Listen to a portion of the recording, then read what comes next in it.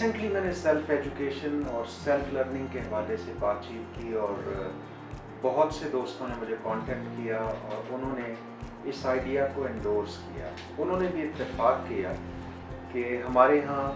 Self education اور self learning کا process تقریباً نہ ہونے کے برابر ہے. ہمارے یہاں صرف فارمل ٹریننگ ایجوکیشن کو ہی سب کچھ سمجھا جاتا ہے کہ بچوں کو اسکول, کالج اور یونیورسٹی بھیج دیا جاتا ہے اور یہ سوچ لیا جاتا ہے کہ وہ سب کچھ ہو جائے گا جو پیرنٹس نے یا بچوں نے سوچا ہوا ہے. حالانکہ یہ تصور غلط ہے. بچوں میں سیلف ایجوکیشن پیدا کرنے کے لیے, سیلف ایجوکیشن ڈیولپ کرنے کے لیے اسکول لیول سے 3 امپورٹنٹ ہیبٹس ڈیولپ کرنے کی ضرورت ہے. اور یہ 3 ہیبٹس اگر اسکول لیول سے بچوں میں ڈیولپ کر دی جائیں تو پھر ان کا سیلف ایجوکیشن اور سیلف لرننگ کا پروسیس ساری زندگی جاری و ساری رہے گا. اب وہ ہیبٹس کون سی ہیں؟ سب سے امپورٹنٹ اور سب سے اسٹرانگ ہیبٹ جو ہمیں ڈیولپ کرنے کی ضرورت ہے وہ ہے بک ریڈنگ. جی ہاں, بک ریڈنگ کا تصور ہمارے ہاں تقریباً نہ ہونے کے برابر ہے. چونکہ میں اکثر ینگسٹرز کے ساتھ, اسٹوڈنٹس کے ساتھ بات کرتا ہوں اور ان سے میں اکثر پوچھتا ہوں کہ اچھا آپ کون سی بکس پڑھتے ہیں, کیا آپ کو بکس پڑھنے کا شوق ہے؟ تو ہارڈلی کوئی اسٹوڈنٹ اس کا جواب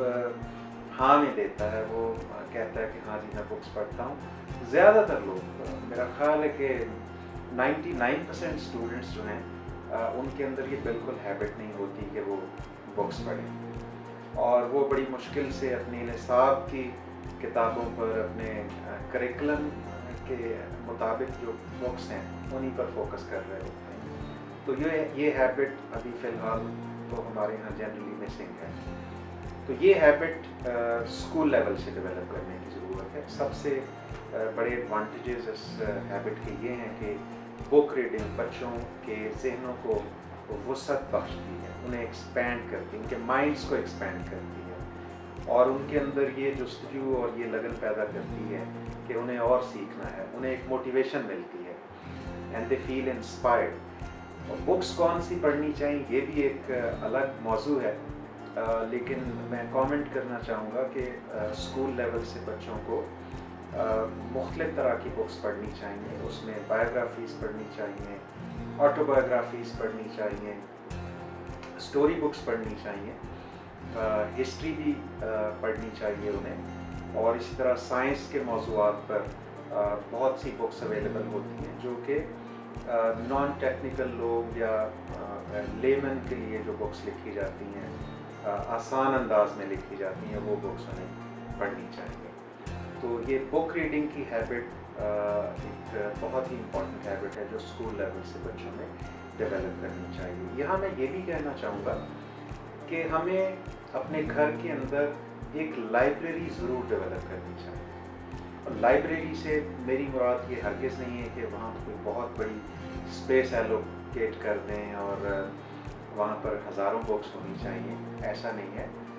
گھر کے اندر بے شک آپ ایک بکس کا کارنر ڈیولپ کر دیں, ایک شیلف رکھ دیں اور اس میں جو بہترین کتابیں آپ اویلیبل کر سکتے ہیں وہ وہاں پر رکھیں تاکہ بچے وہ بکس پڑھیں, اور بکس پڑھنے کے بعد ان کے اندر مزید بکس پڑھنے کا جذبہ پیدا ہو اور ان کے اندر ایک موٹیویشن ڈیولپ ہو. تو ایک کارنر گھر کے اندر میں سجیسٹ کروں گا کہ ضرور ڈیولپ کریں جہاں دنیا کی بہترین بکس آپ کے پاس اویلیبل ہیں.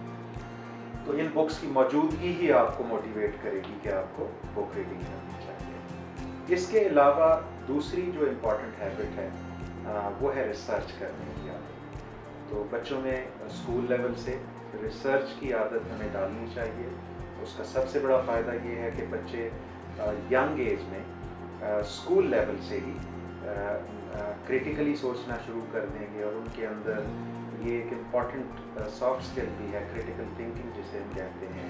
کریٹیو تھنکنگ جسے ہم کہتے ہیں, وہ ان کے اندر پیدا ہوگی. اور اس کا سب سے بڑا فائدہ یہی ہوگا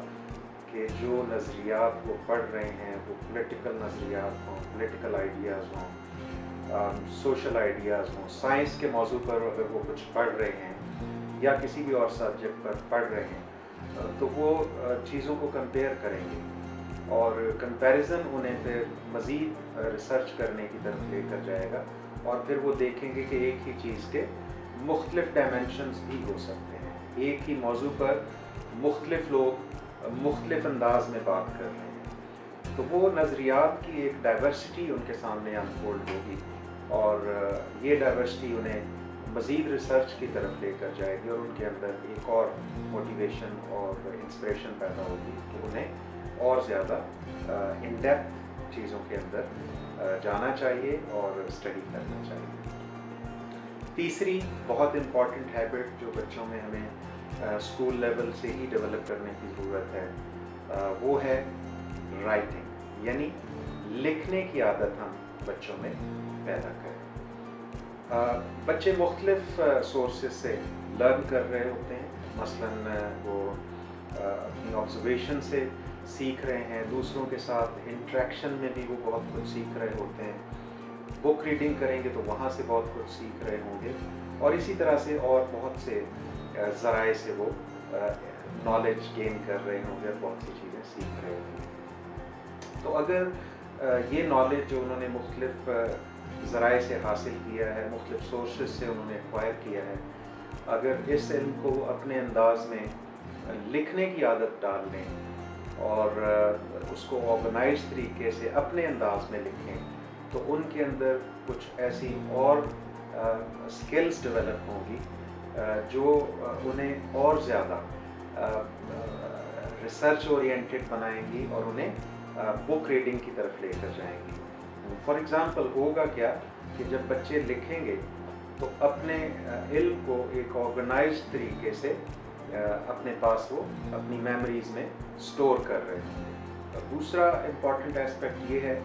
कि जो इल्म वो हासिल कर रहे हैं वो लॉजिकली अपने जहनों में उसको स्टोर कर रहे होंगे और फिर जब उन्होंने कहीं डिस्कस करना है या कहीं उस नॉलेज को एक्सप्रेस करना है तो वो बहुत ही रैशनल तरीके से, बहुत ही लॉजिकल तरीके से वो नॉलेज दूसरों तक मुंतकिल कर सकते हैं। और एक सबसे बड़ा फ़ायदा ये भी है कि इल्म हासिल करने के बाद जब आप लिख लेते हैं तो फिर वो सारी ज़िंदगी के लिए आपकी मेमोरी में स्टोर हो जाता है, वो चीज़ें आप फिर कभी भूल नहीं सकते। और फिर एक बड़ा फ़ायदा ये भी होता है कि जब आप लिखते हैं वो सब चीज़ें तो फिर वो दूसरों के साथ टाइम टू टाइम आपको डिस्कस करने का भी मौका मिलता है और इस तरह से जो नॉलेज आप एक्वायर कर रहे हैं वो बहुत ही ऑर्गेनाइज्ड तरीके से, बहुत लॉजिकल तरीके से आपकी मेमोरी में स्टोर हो जाता है। स्कूल लेवल से डेवलप की जाने वाली ये 3 आदत बच्चों की आने वाली ज़िंदगी में कामयाबियों की एक मजबूत बुनियाद फराहम